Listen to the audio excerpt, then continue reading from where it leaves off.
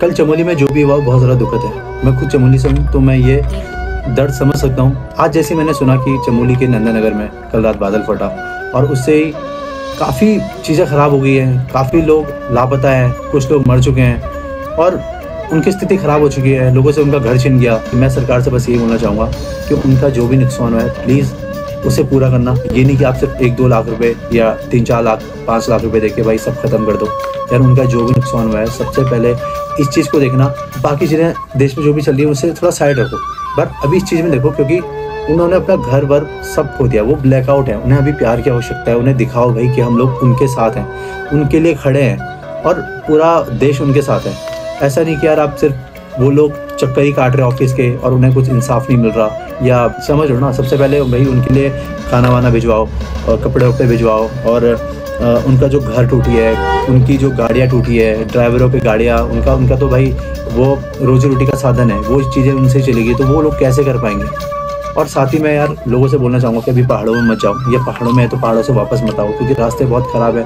बादल फट रहा है, कभी बाढ़ आ रही है, कभी लैंडस्लाइडिंग हो रही है, बहुत कुछ है यार। सरकार जो है हमारी, मैं उनसे रिक्वेस्ट करता हूँ कि जितने अच्छे से आप उनको ट्रीट कर सकते हो जो पीड़ित हैं उतना बेहतर है, क्योंकि वो लोग उनसे सब कुछ छीन गया। उन्हें अभी प्यार की आवश्यकता है। उन्हें सब लोग दिखाओ कि भाई हम सब उनके साथ हैं। कोई भी मिनिस्टर घर में बैठा हो, अच्छे से अपनी लाइफ जी रहा है, अच्छी बात है, लेकिन सोचो कि अगर वही मिनिस्टर के साथ अगर ऐसा हो उसे कैसा लगेगा। तो यही चीज़ मध्य नज़र रखते हुए दिमाग में भाई फैसले करना और चीज़ें करना। मैं सिर्फ ये इसलिए नहीं बोला कि भाई मैं चमोली से हूँ या फिर मैं उत्तराखंड से हूँ, मैं कहीं से भी होता तो भी मैं यही बोलता कि भाई अभी कुछ चीज़ें नहीं हो रही सही तो उन्हें छोड़ दो, बट अभी जो नुकसान हुआ है बाढ़ की वजह से लोगों के साथ, सबसे पहले उसे पूरा करो, ठीक है। और लोगों से भी बोलना चाहूँगा कि जितने भी लोग हैं आसपास के, भाई जो समर्थ हैं, जो पैसे वाले हैं, ठीक है, जो अभी कर सकते हैं, तो भाई पीड़ित लोगों की मदद करो, उनके दुख में शामिल हो, क्योंकि आज उन पे दुख है कल आप पे भी हो सकता है। तो उनके दुखों में उनकी मदद करें ताकि उनकी दुआओं से भाई आपके दुख टल जाएं। जो मदद करता है उसकी मदद भी की जाती है। तो आप लोग समझ रहे हो मैं क्या कहना चाहता हूँ, ठीक है। बाकी चमोली, रुद्रप्रयाग, धराली, थराली, पूरे उत्तराखंड के लिए मुझे दुख है और मैं सबके साथ हूँ, ठीक है। सबके साथ मेरी संवेदनाएं हैं और मेरे से जितना कुछ भी हो पाएगा मैं करूँगा।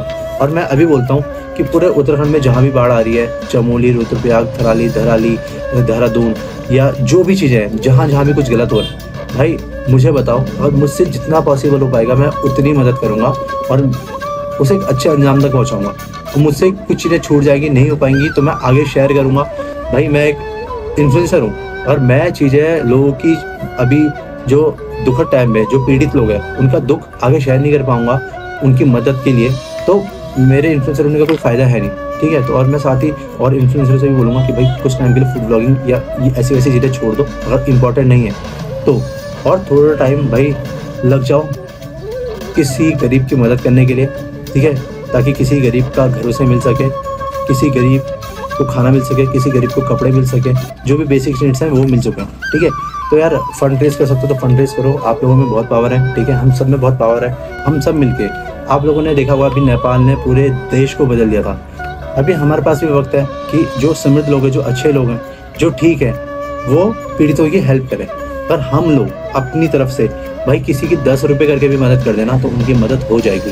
बाकी सरकार से भी यही गुजारिश है कि भाई सरकार पूरा नुकसान उनका पूरा करना, ऐसा नहीं किया सिर्फ थोड़ा देके छोड़ दो। अभी कुछ चीज़ों में नहीं हो पा रही ना, छोड़ दो, पर उनकी चीज़ें पूरी कर दो क्योंकि अभी उनसे सब कुछ छीन चुका है।